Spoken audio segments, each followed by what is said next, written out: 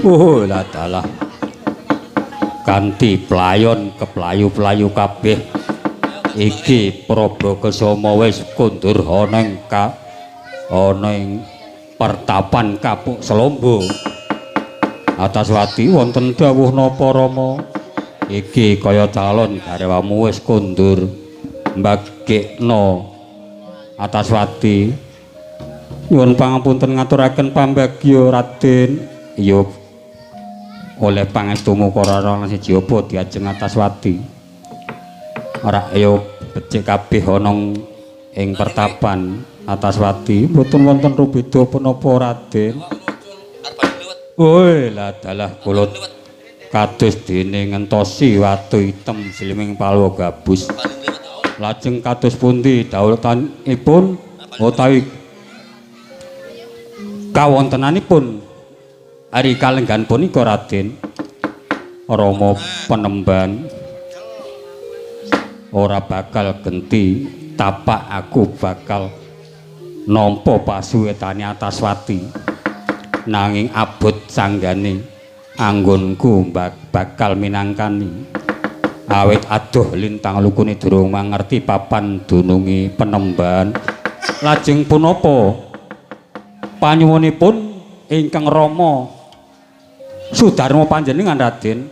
Rama Janaka nampa pasiwitanku Rama Penemban. Nanging ento aku bisa ngaturake pukulun Bathari Sri Kundurunang Praja Ngamarta Penemban. Woi lah dalah yen to kados mekaten ampun ngantos kujiwaing dalih Raden. Mapan rikalenggan punika pukulun Bathari Sri lenggah wonten ing pertapan Kapuk Selombo. Kaki Semar, wonten dawuh napa Penemban? Apa Kaki Semar ora ngerti nek kula niku wong tuwa. Ngerti kawontening ngaten menika pancen keparingipun Jawata. Kula badhe kumbi kawontenan menika. Wonten pundi cumanipun Sri menika kula pun mesti ngerti. Ning menika tesih kagunganipun Jawata. Mila kula tak kedah kumbi Penemban. Woi lah dalah yen kaya mengkono Kaki mangsa bodho anakku wadon larapna ana ing Praja Ngamarta. Karepen sewita marang Raden Prabakasama Kyai Semar Badrana. Yen to sampun ngeparingaken santapa Penemban ing semangki badhe kula larapaken wonten Praja Ngamarta sewita dhumateng pepundhen kula Pandhawa Penemban. Yen to kaya mengkono mangsa bodho Kaki Semar Badrana ning kosok baline wektu dene iki kula ya kudu njaluk tebusan kalian jenengan. Apa tebusane Kaki Semar? Bathari Sri kudu dienggal kondur ana Praja Ngamarta. Woi lah dalah abot sanggane anggonku minangkani nanging iki tanggung jawabe wong tuwa. Kaki Semar Badrana aja kuwatir mengko pukulun Bathari Sri bakal tak aturi kondur ana negara ing Ngamarta. Mekaten Penemban. Yen to kados mekaten Penemban kepareng kula aturi anelar wonten pertapan Kapuk Selombo. Sumangga sareng-sareng kula larapaken wonten Praja Ngamarta Penemban. Awi kula dherekaken Den.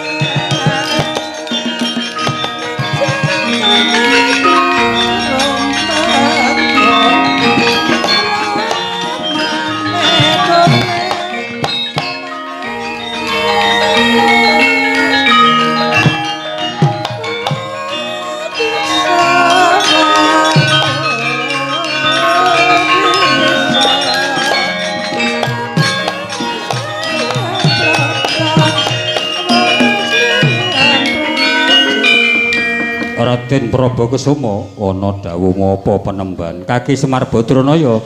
Ayo wonten dawuh napa Penemban? Wektu dene iki sawetara manjing ana ing sanggar pamelengan aku bakal manekung angku puja kepareng ngaturi pukulun Bathari Sringgal kondur ana Praja Ngamarta Kaki Semar Badranaya. Awi enggal dipun sembadani ampun ngantos kadaluwarsa Penemban mengkono Kaki Semar Badranaya kan yatuka mangkono kocapa sang tapa pegawan gembung tanpa sirah ing kono sadhekep saluku tunggal anutupi Nawawiwara katarimah jroning penggalih pukulun Bathari Sri tanggap sasmita ing kono nilaraken pertapan kapuk selombo manter saksa dolanang gebyar-gebyar kondur ana negara Ngamarta.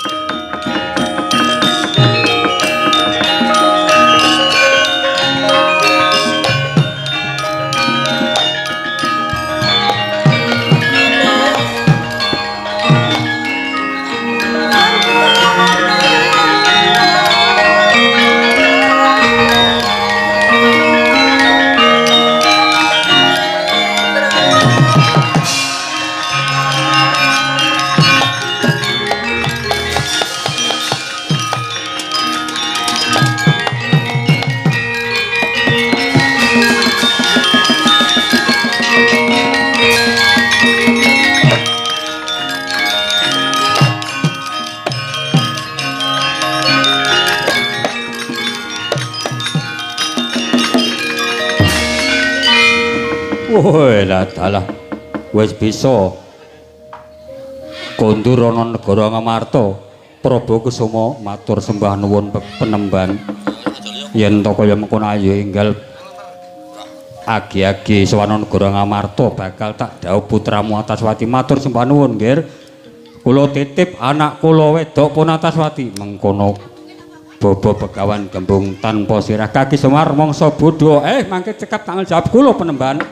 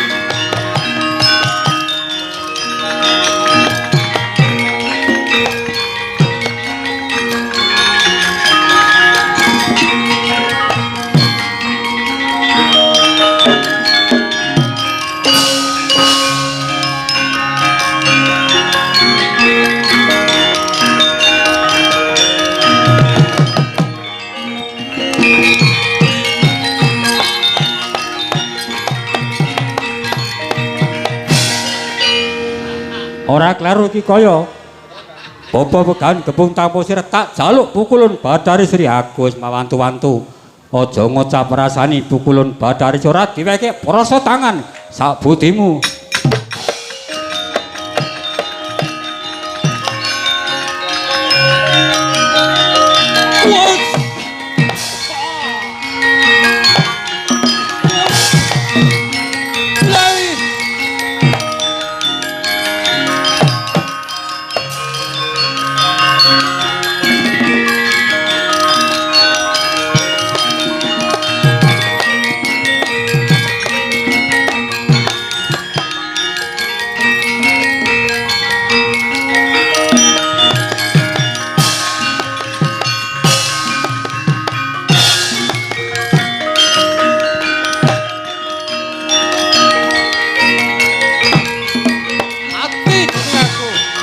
Ibu asli ini aku ayo katokno katigayanmu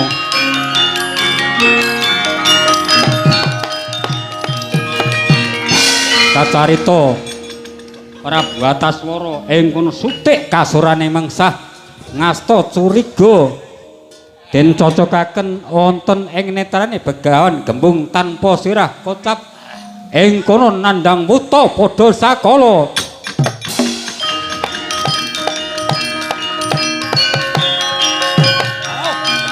ati kene aku abotemu ayo jagarmu iki wong tuwa di motor mati os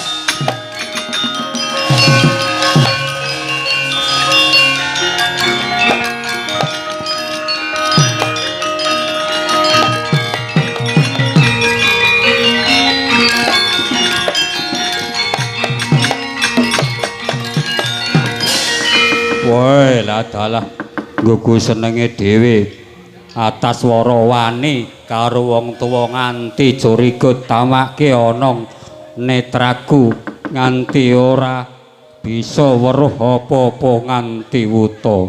Ya wis kaya ngapa kowe le munjung kabecikan karo wong tuwa cukup semene.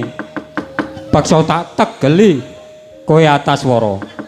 Aku ngoboti anakku adon Ataswati muga tansah lestari widodok. Traing para Pandhawa alebur jagatmu kacarita derengan nusutik ing kasurane mengsah ering mengsah ingkang putra Prabu Ataswara ing kono matek aji lebur sekethi Prabu Ataswara kagetak sirna margalayu ilang sipating Prabu Ataswara dadi walangsahing ngebaki wonten wana ing peperangan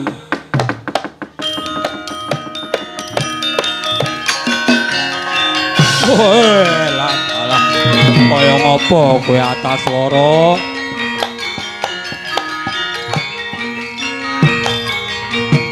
wah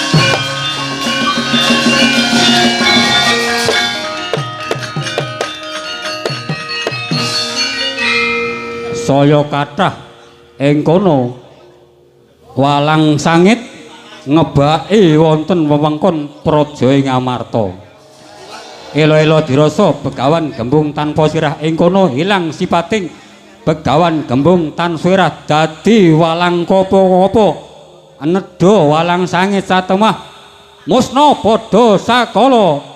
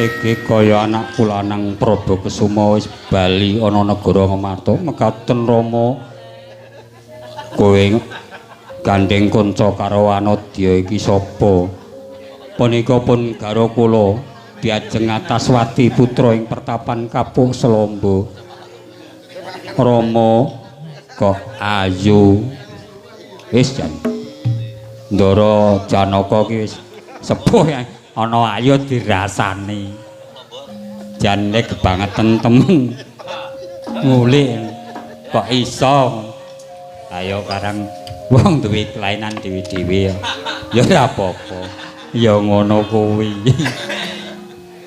Prabakusuma wonten dawuh Rama kepiye anggonmu duwe ceciban ngundurake pukulun Bathari Sri pangestunipun Kanjeng Rama pukulun Bathari Sri sampun kondur wonten praja ing Ngamarta Kanjeng Rama kula aturi nampi pasuwitan kula lan kula nyuwun kadhawaken dumateng diajeng Ataswati Rama yen kaya mengkono ayo tak kanthi sawanana negara Ngamarta mengko bakal tak dhawuhake matur sembah nuwun Kanjeng Rama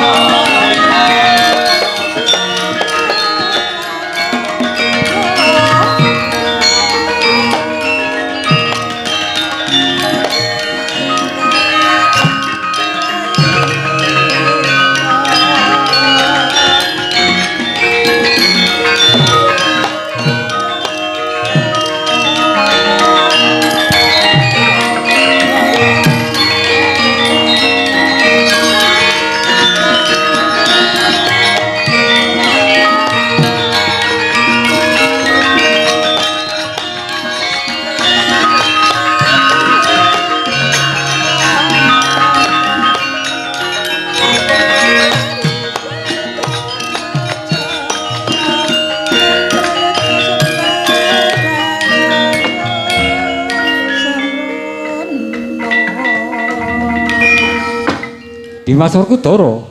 Wah, opo Kresna kakangku.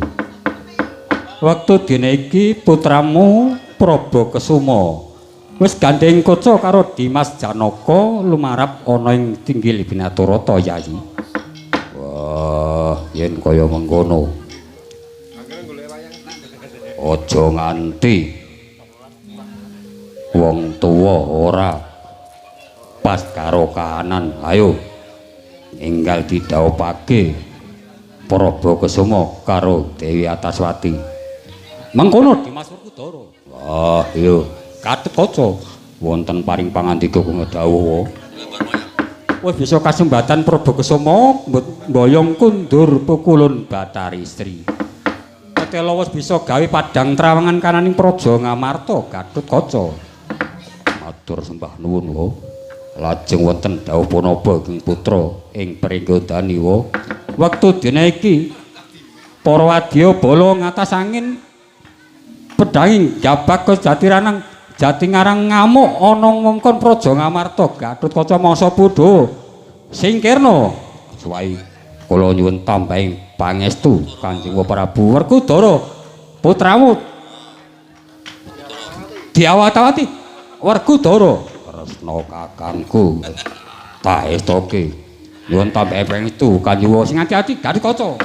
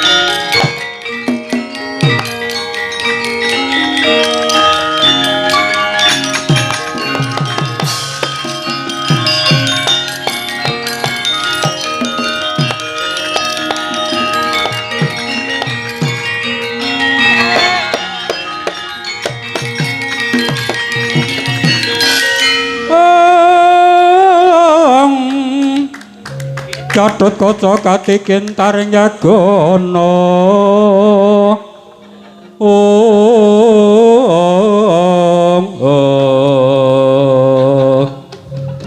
Satria gagah nyandang ratu sapa? Gatotkaca kowe sapa? Prabu Dewa Kama tak jaluk Sekar Wijaya Ksama Prabu Kusumatan karo tugel gulune potol gumu.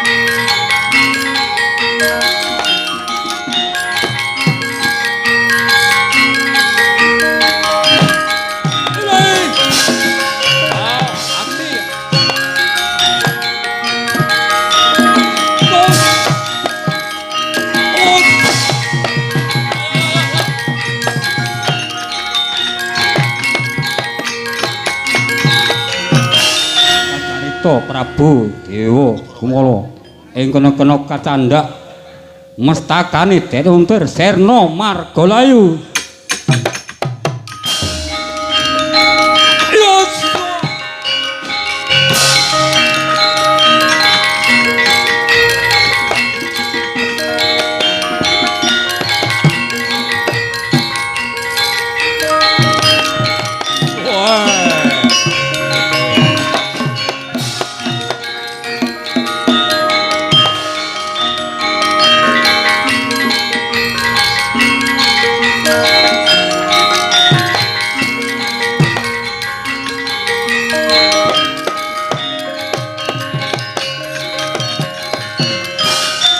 Purna gadening carita Bimasena ngayahi karya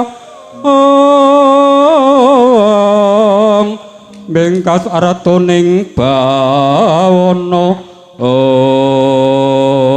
woe ladalah satriya diku sapa Werkudara sapa Prabu Dewa Kala Pragawa tak jaluk Prabu untal malang dopak raimu. Wes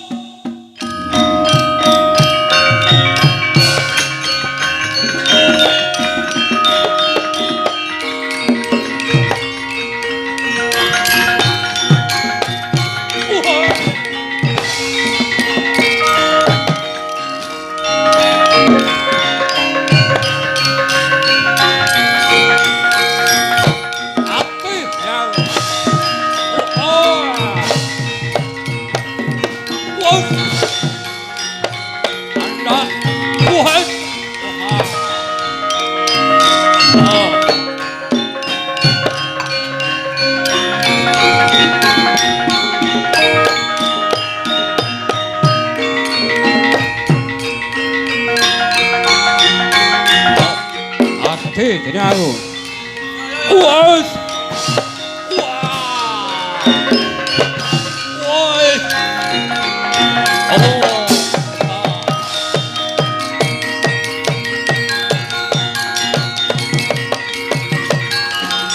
Wargadara aku trima tobat calon tambayo ora tajolke tak guang tiba segala tiba angkamu.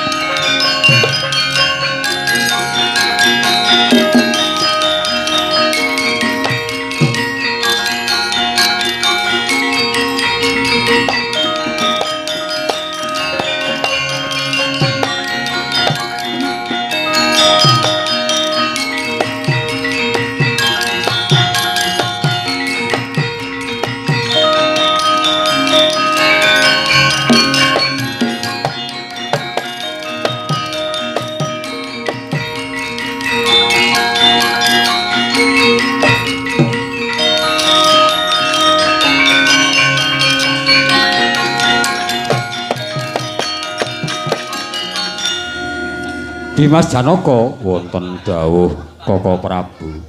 Kaya wis paripurna trontong-trontong kabeh tata tetentrem kananing praja Ngamarta iki putramu Prabakusuma wis gandeng kanca karo Dewi Ataswati. Ayo padha didhawuhke Yayi. Nggih. Kula sumanggaken mangke para pinisepuh anggenipun dapaken yoga kula pun Prabakusuma. Mengkono Yayi. Janaka wonten dawuh putramu wis bisa ngaturake kundure pukulun Bathari Sri. Inggih Kaka Prabu. Yen to kaya mengkono paripurna tanggung jawabipun Kakang. Ayo kundur manunggal para kadang minta sing Bathara muga-muga pukulun Bathari Sri mbabar karahayon ana ing Praja Ngamarta mudhune tratah plampang telu sak kukubane Yayi. Yen to mekaten kula dherekaken Kaka Prabu Prabakusuma wonten dawuh Ataswati wonten paring pangandika senuwun ayo wis larapake nang Praja Ngamarta tak dhawuhake Prabakusuma lan Ataswati matur sembah nuwun sinuwun.